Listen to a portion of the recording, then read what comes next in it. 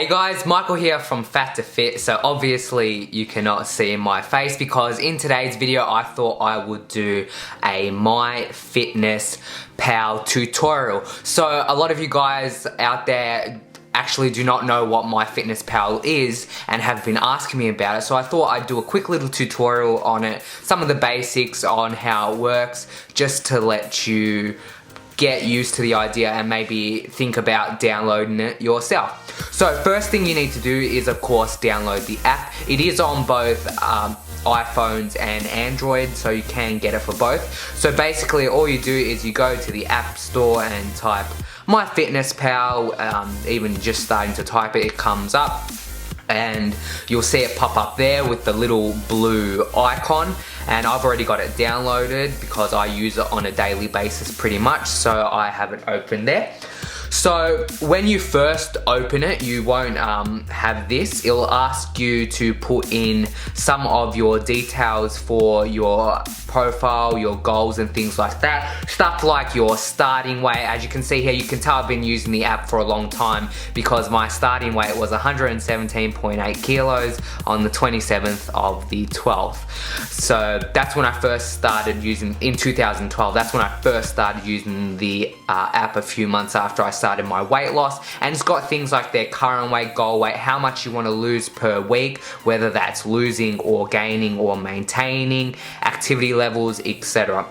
Now the most important thing is the calorie and macronutrient goals. So what happens when you put all your details in, it will calculate roughly how many calories and macronutrients you should be consuming every day. So macronutrients being your carbohydrates, proteins and fats. Now take this with a grain of salt. It is just an estimate. The best way to figure out how many calories you should be consuming for weight loss or weight gain is trial and error. So taking this number and either adding or taking away from it depending on your goals.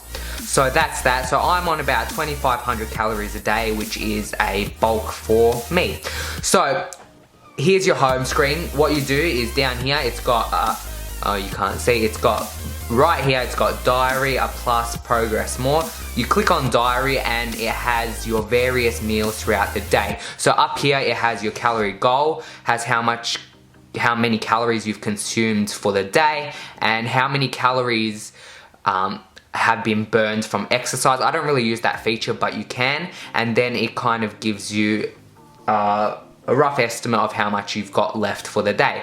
So you've got here, like, this is just an example of my meals today. I've got my breakfast, I've got my lunch, I've got dinner, and of course my snacks because I am a massive snacker, and then of course you have the exercise in here.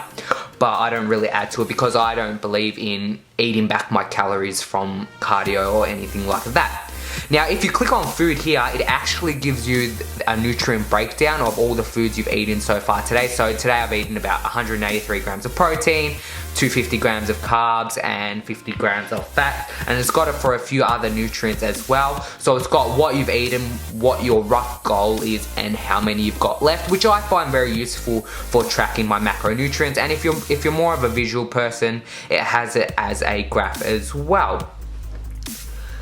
So those are really some of the main features I use MyFitnessPal for. Then there's other things like tracking your progress. I haven't really used this for a few years now, but you can track your weight, you can track various measurements you make, such as neck, waist, hips, steps, etc. So it is really a good app for all of those kinds of things.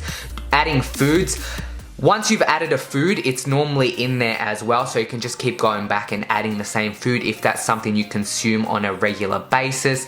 And it has the macronutrient breakdowns for most of the foods, as you can see here.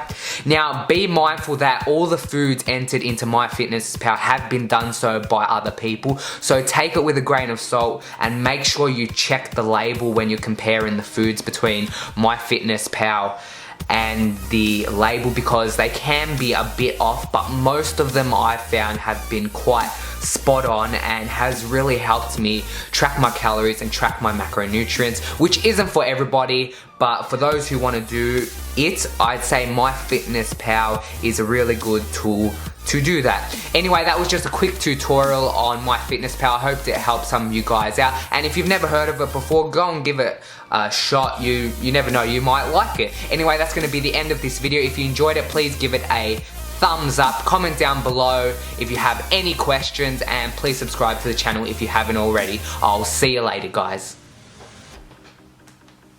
Whoops.